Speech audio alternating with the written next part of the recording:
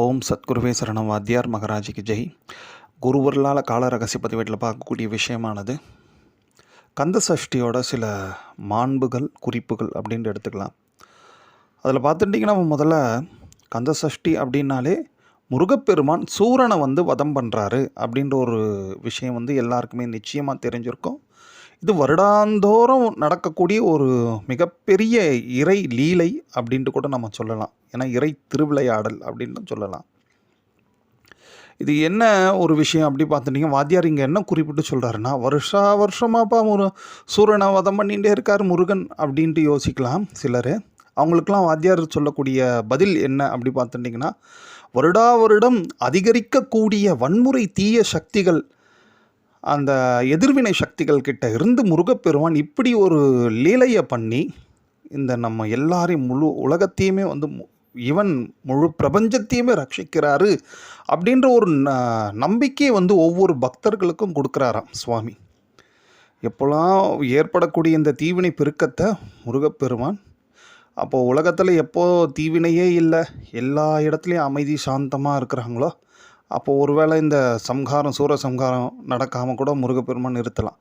But ஆனால் அவர் நடத்திகிட்டே இருக்காருன்னா, அப்போ உலகத்தில் ஒவ்வொரு வருடமும் இந்த எதிர்வினை சக்திகள், அதாவது பகை, போர், பதற்றம், ஈவன் பக்கத்து வீட்டுக்குள்ளே ஒருத்தருக்கு ஒருத்தர் சண்டை, அதை விட இன்னும் மோசம் வீட்டுக்குள்ளேயே சண்டை, இப்படியெல்லாம் இந்த பிரச்சனைகள் பகைகள் இருக்கிற வரைக்கும் முருகப்பெருமான் அவரும் பாவம் ஒவ்வொரு வருடமும் நம்ம பண்ணக்கூடிய இந்த கர்மவினை ஒட்டுமொத்த எதிர்வினை சக்திகள், நம்ம கலப்பி வச்சுருக்கக்கூடிய அந்த எதிர்வினை சக்திகளெல்லாம் சுவாமி அவரோட வேல் கொண்டு அதை மாய்க்கிறாரு, தணிக்கிறாரு அப்படின்ட்டு எடுத்துக்கலாம். சரி, சுவாமி பேர்பட்ட கருணையே வாய்ந்த அந்த கந்த சுவாமி இப்படி ஒரு அனுகிரகம் பண்ணுறாரு. சரி, அந்த அனுகிரகத்தை முழுமையாக எல்லாருமே எப்படி பெறலாம்?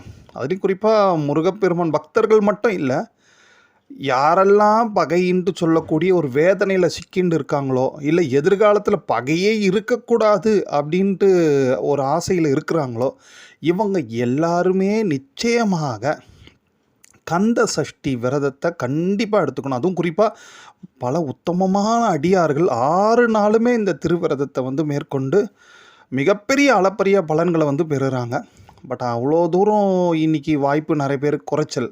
அதனால் அந்த ஒரு நாளாவது, அதாவது 27ஆம் தேதி எடுத்துங்களேன், அக்டோபர் 27ஆம் தேதி திங்கட்கிழமை அன்று அந்த சஷ்டி கூட எப்படி இருக்குன்னா வலிமையான சஷ்டியாக இருக்குது. இது என்னையா வலிமையான சஷ்டி, வீக்கான சஷ்டி அப்படி யோசிக்கிறீங்களா? எந்த ஒரு திதியுமே திரி தினமாக, அதாவது 60 நாழிகையும் முழுமையாக ஒரு நாளில் இருக்குதுன்னா அது அந்த திதியானது வலிமை அதிகமாக இருக்கும் அந்த காலங்கள்லேயே. அதாவது நட்சத்திரம், நாள், யோகம், கரணம், இது எல்லாத்தையும் விட அந்த திதியே அன்னைக்கு தலைமையை தாங்கும் அப்படின்ற ஒரு விஷயம் பஞ்சாங்கத்தில் உண்டு. அதன்படி இந்த சஷ்டி பொதுவாகவே கந்த சஷ்டியானது வருடத்தில் வரக்கூடிய அத்தனை சஷ்டிக்கும் தலைமையான சஷ்டியாக விளங்குது.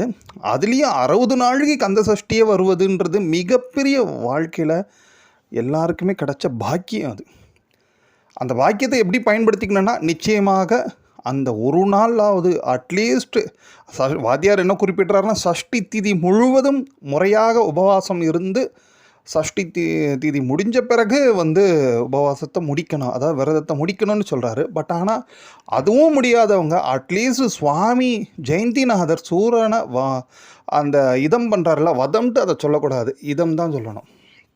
சூரனை இதம் பண்ணுற வரைக்குமாவது, அந்த மாலையில் 6 மணி வரைக்குமாவது ஒரு முழுமையான விரதத்தை மேற்கொண்டு அதுக்கப்புறம் விரதத்தை முடிக்கிறதுக்காவது முயற்சி பண்ணுங்க.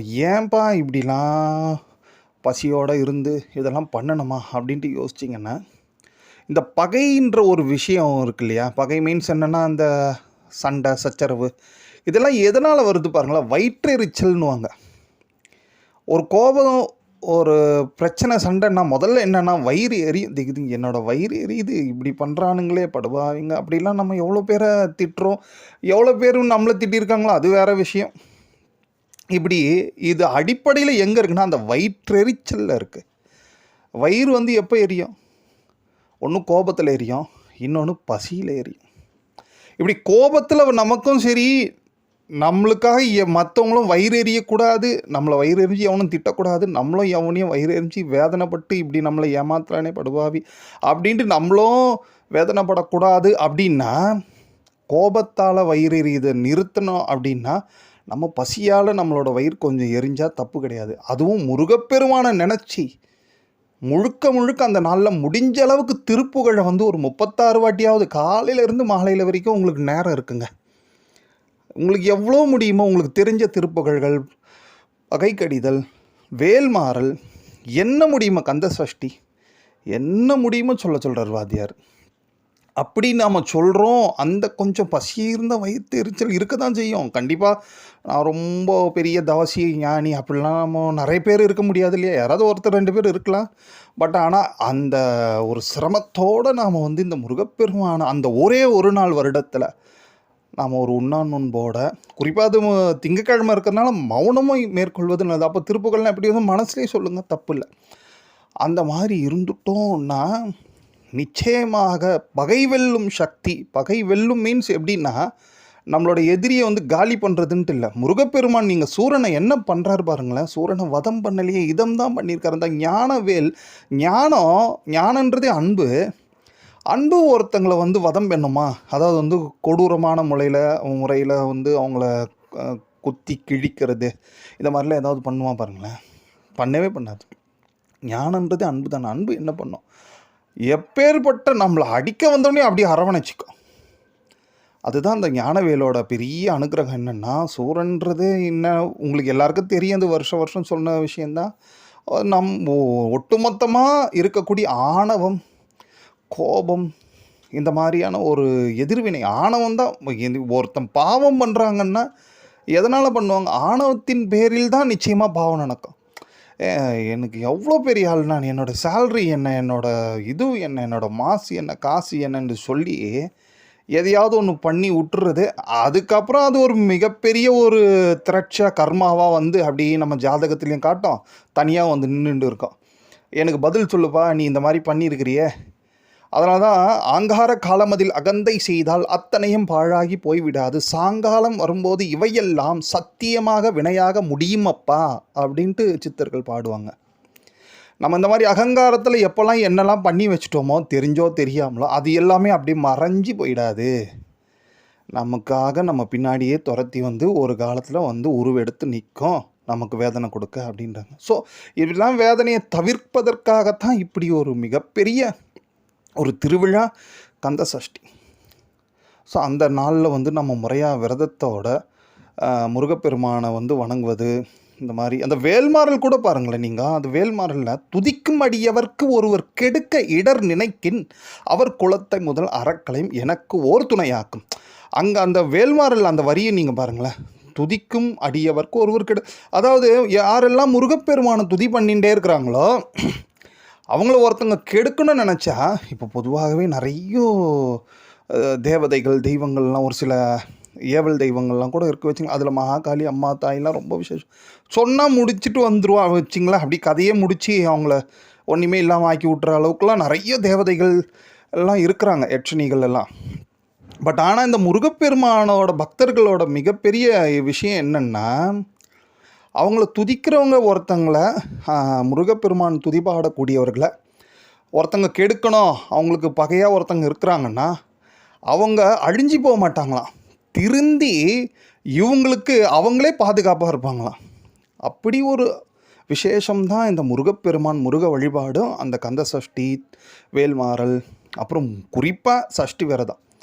அப்போ நமக்கு வாழ்க்கையில் பகையே இல்லாத ஒரு பக்குவமான வாழ்க்கை வேணும்னா இந்த கந்த சஷ்டியை யாருமே தவறவே விடக்கூடாது. ஸோ அதுக்காக தான் இந்த மாதிரி ஒரு விஷயத்தை வந்து உங்களுக்கு அடியேன் குருவர்களால் ஞாபகப்படுத்துகிறோம். அதுலேயும் சரி, இப்போது கந்த சஷ்டி விரதம் இருந்தால் கண்டிப்பாக பகை இருக்காது, தொல்லை இருக்காது, இட்ஸ் ஓகேப்பா, எவ்ரிதிங் ஓகே. வேறு ஏதாவது கூடுதலாக ஏதாவது இருந்தால் தானே பண்ணுறதுக்கு ஒரு உத்வேகம் வரும் அப்படின்ட்டு நீங்கள் பார்த்தீங்கன்னா, பொதுவாகவே நம்ம எந்த ஒரு பூஜையும் கிரக ரீதியாக குருவர்களால் பார்ப்போம். அதன்படி நீங்கள் பார்த்துட்டிங்கன்னா அந்த திங்கக்கிழமை கந்த சஷ்டி நடக்கிற சமயத்தில் செவ்வாய் பகவான் அவரோட ஆட்சி வீட்டுக்கு போயிடுவார், விருட்சகத்துக்கு. இது மிகப்பெரிய அனுகிரகம். என்னப்பா மிகப்பெரிய அனுகிரகம்னா, முருகப்பெருமான் அதாவது யார் அப்படி பார்த்தாச்சும் செவ்வாய் பகவானோட அதிபதி, அதிதேவதா அப்படின்ட்டு சொல்லுவாங்க முருகப்பெருமானை. ஒன்று இதில் இன்னொரு பெரிய விஷயம் இருக்கும்.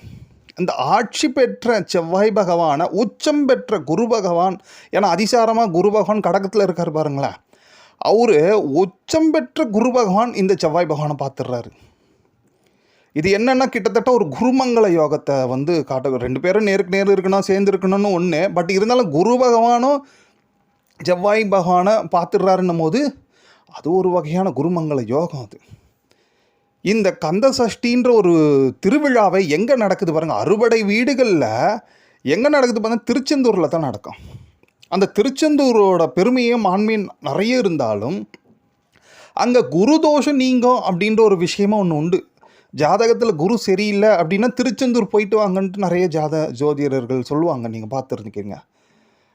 பொதுவாகவே முருகப்பெருமான வழிபாடு பண்ணால் செவ்வாய் பகவான் தான் அனுகிரகம் பண்ணணும். பட் ஆனால் அந்த இடத்துல குருவும் சேர்ந்து அனுகிரகம் பண்ணுறாரு. அதனால தான் இந்த குருமங்கள யோகம் இருக்கிறவங்க, ஜாதகத்தில் செவ்வாய் குரு சேர்ந்தவங்க, செவ்வாய் குரு பார்க்குறவங்க, இவங்களுக்கெல்லாம் இந்த திருச்செந்தூர் ஒரு அற்புதமான தலம், அவங்களுக்கு அனுகிரகத்தை வாரி வழங்கக்கூடிய தலம்.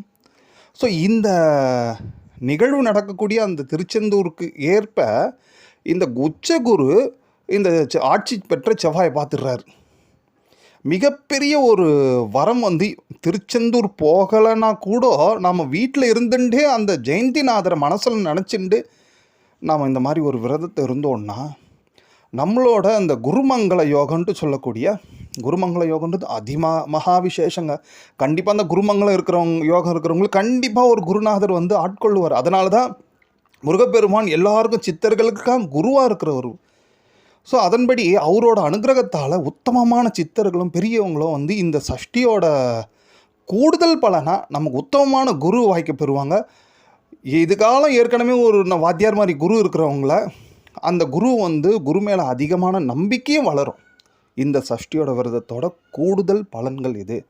ஸோ அதனால் இந்த சஷ்டி, கந்த சஷ்டி வருடம் வருவதை விட இது கூடுதலாக சில பலன்களை தாங்கியிருக்கு.